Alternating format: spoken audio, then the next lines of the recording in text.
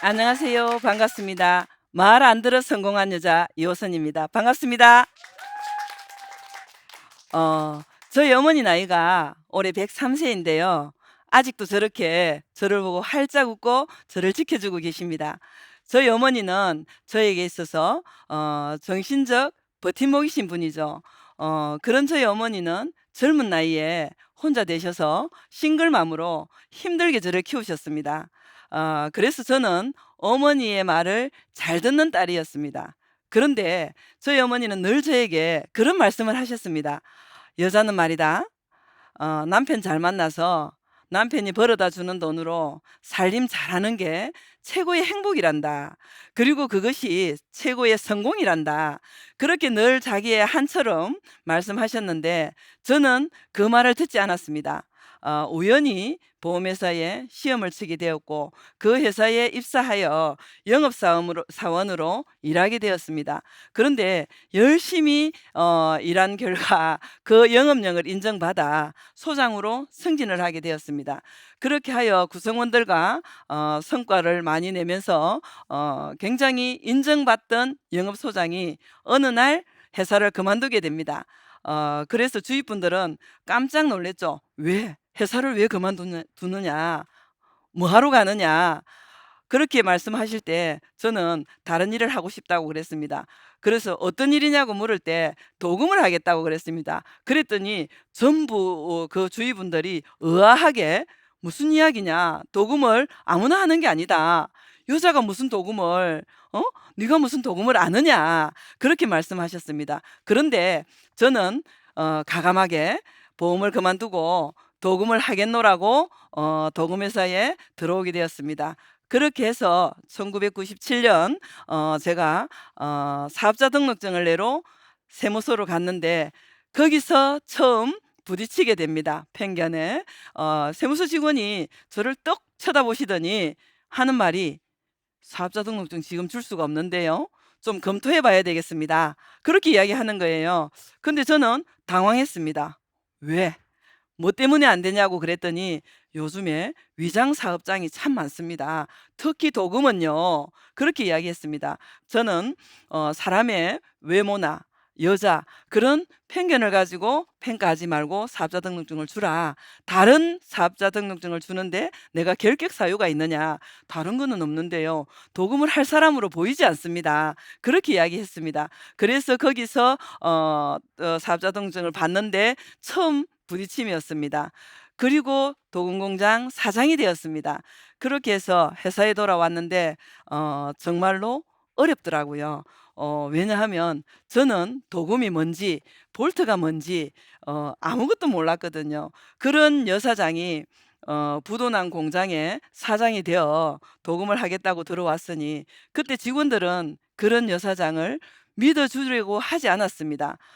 제가 불러도 대답도 잘 안 하고 미팅을 해야 뭐 전달을 하고 저도 인제 듣고 알 건데 미팅 시간을 잡아 놓으면 어 뭐 하지 못해 자리에 앉긴 하는데 저하고 눈도 마주치지 않습니다. 그렇지만 그런 직원을 제가 어떻게 할 수가 없었습니다.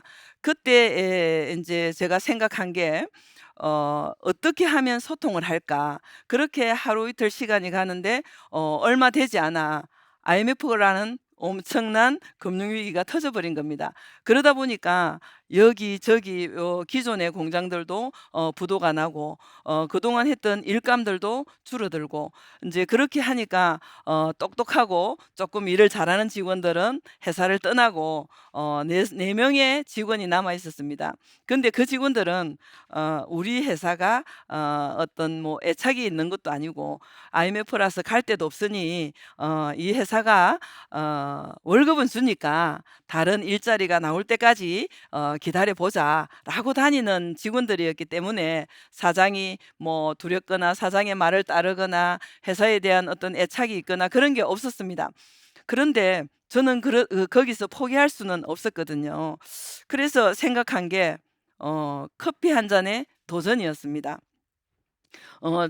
저희 회사가 8시 30 분이 출근 시간이었는데 9시 쯤에 출근하는 직원도 어 미안함이나 불편함이 없이 출근을 하더라고요. 그래서 제가 다음날 아침 일찍 출근을 해서 출근하는 직원을 기다렸습니다. 그러다가 저만치 직원이 오는 걸 보고 준비해 놨던 일회용 커피를 딱 타서 직원에게 내놨습니다. 그랬더니 직원은 어 당황한 듯 "이게 뭡니까?" 그렇게 하는 거예요. 그래서 어 내가 오늘부터 커피 한 잔을 타 주려고 출근 시간에 그랬더니 직원은 씩 웃으면서 커피를 들고 안으로 들어가는 겁니다. 근데 들어가는 직원의 모습을 볼 때 제 느낌은 비웃음이었습니다. '그래 당신이 하다 하다 별걸 다 하네. 뭐 매일 커피를 준다고? 얼마나 주는가 보자.' 그런 어떤 느낌을 받았습니다. 그렇지만 저는 다음 날도 그다음 날도 한 달, 두 달 계속 그것을 꾸준히 했습니다. 그랬더니 직원이 어느 날 "사장님도 커피 한 잔 하시죠?" 라는 말을 하게 되었습니다. 그때 작은 희망이 보였습니다. '아 이렇게 커피 한 잔으로 얘기를 할 수 있구나.' 그래서 같이 커피를 할 수 있는 소통의 시간이 만들어졌습니다. 그리고 쪼끔씩 쪼끔씩 안정을 찾아가는가 했는데 저희 메인 거래업체가 부도가 났습니다. 제가 사업을 시작하고 처음 어음이 떨어지는 날 부도가 났습니다. 앞이 캄캄했습니다. '어떻게 하면 좋을까? 이 일을 어떻게 하면 좋을까?' 그럼에도 저는 포기할 수가 없었습니다. 왜냐하면 포기하고 돌아갈 곳이 없었습니다. 모든 걸 거기다가 쏟았기 때문에 그래서 또 그 부분을 어렵지만 수습을 하고 금씩 또 이렇게 안정을 찾아가는 과정에 저희 도금은요 환경에 굉장히 민감한 일이거든요. 그 유해한 화학 물질을 많이 사용하기 때문에 그 물질들이 폐수로 발생을 하는데 이것들이 인제 그 잘못 버려져서 단속에 걸린 겁니다, 합동 단속에. 그렇게 해서 제가 검찰에 잡혀가게 됩니다. 그렇게 해서 구속이 됐습니다.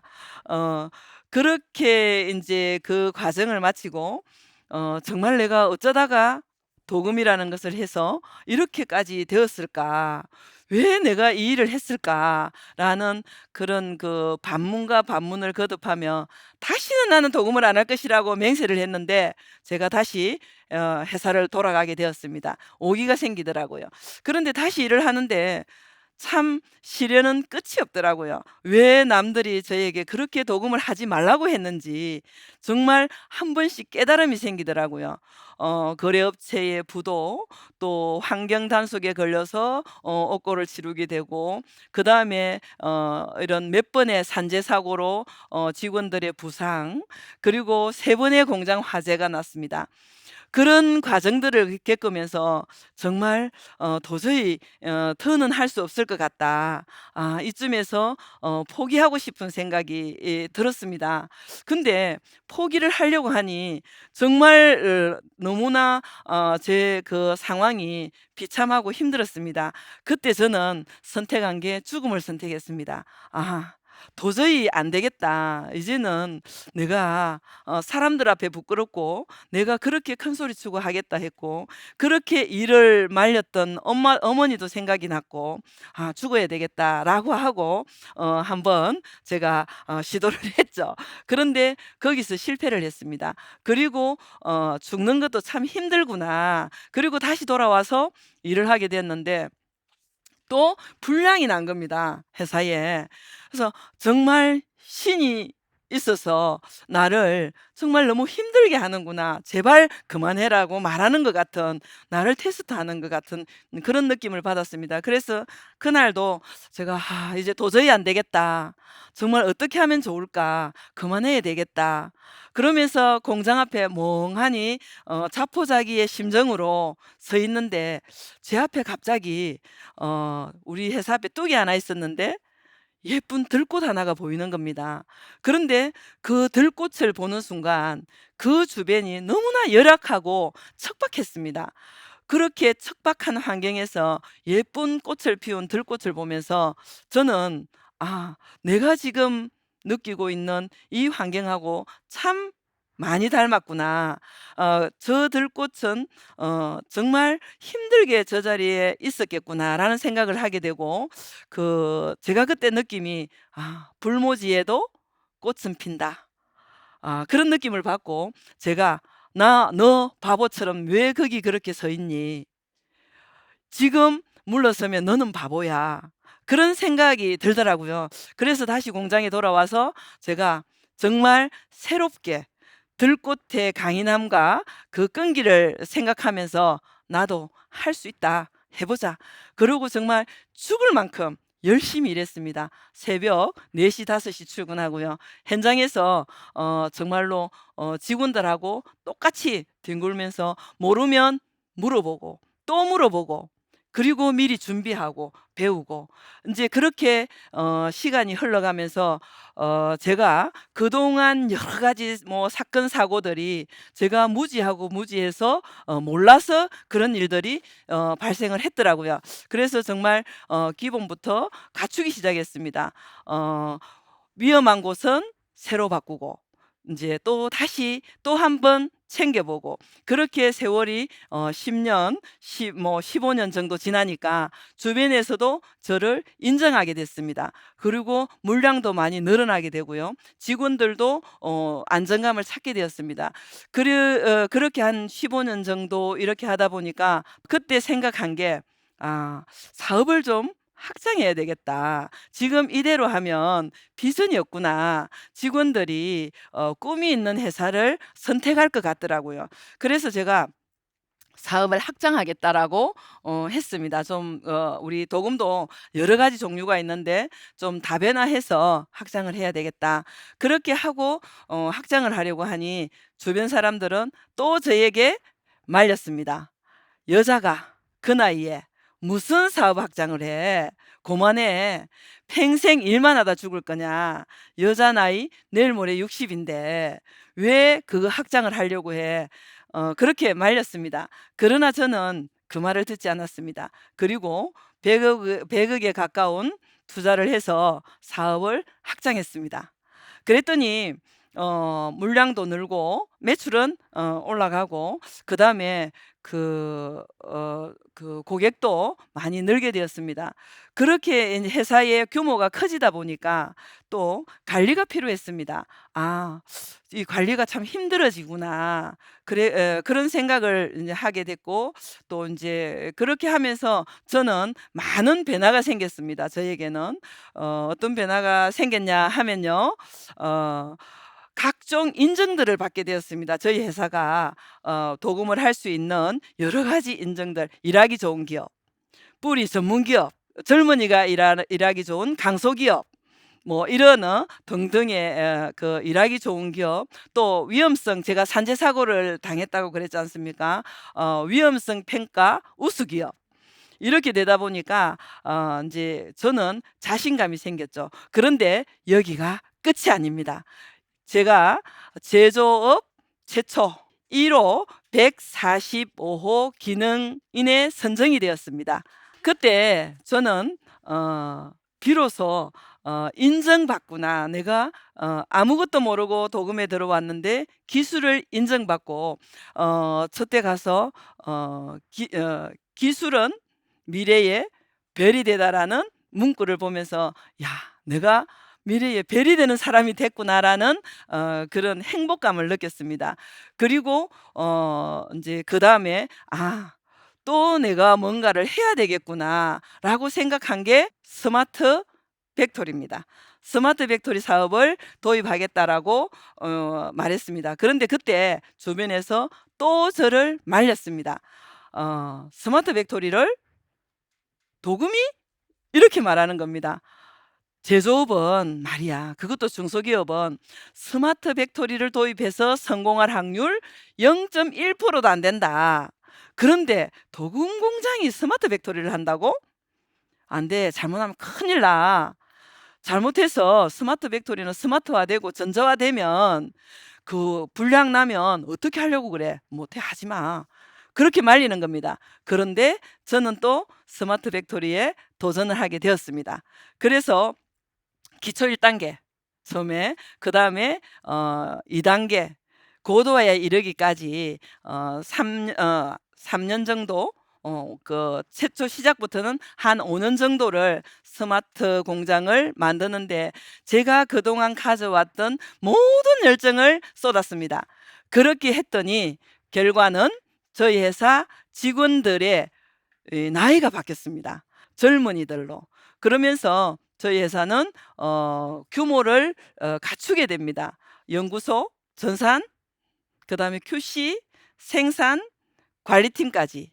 그렇게 저희 회사는 안정이 되어 갔고요. 스마트 팩토리 하면 동아 플레이팅, 동아 플레이팅 하면 요선, 그렇게 연상시키면서 스마트한 회사가 되었습니다. 그리고 저희 회사는 많은 업계분들이 견학을 하는 그런 그 회사가 되었습니다. 그래서 공기관 또는 각종 기업체 대표님들, 그리고 부산에 있는 기업인들의 2 세들, 또 학생들이 줄지어 견학을 하는 스마트 팩토리 우수 사업장이 되었습니다. 그리고 저는 어 2020년 스타 기술인 홍보대사가 되었습니다. 그래서 지금 저는 기술의 국가대표가 되었습니다. 한류 기술인이 되었습니다. '편견에 맞서서 나를 포기하지 않았으면 좋겠다.' 저는 평생을 살면서 '안 돼. 여자라서 안 돼. 그거는 어려운 일이라서 안 돼. 그거는 힘들어서 안 돼. 그거는 너희하고 해당이 없어. 안 돼. 안 돼, 안 돼, 안 돼라는 말만 듣고 살았습니다. 그런데 저는 해냈습니다. 어떤 일을 하는가가 중요한 것이 아니라 어떻게 하는가가 중요하다. 사회에 편견이나 환경에 포기하지 말고 좌절하지 마시고, 지금 어렵지 않습니까? 그죠? 많은 갈등을 하고 계실 겁니다. 그렇지만 내가 하고 있는 일에 끈기를 가지고 한번 해 보면 되지 않을까. 그리고 저는 아직도 꿈이 있고 진행형입니다. 표면 처리의 사관학교를 우리 회사가 되어야겠다. 저는 그래서 우리 회사를 표면 처리의 사관학교로 만드는 것이 목표이고요.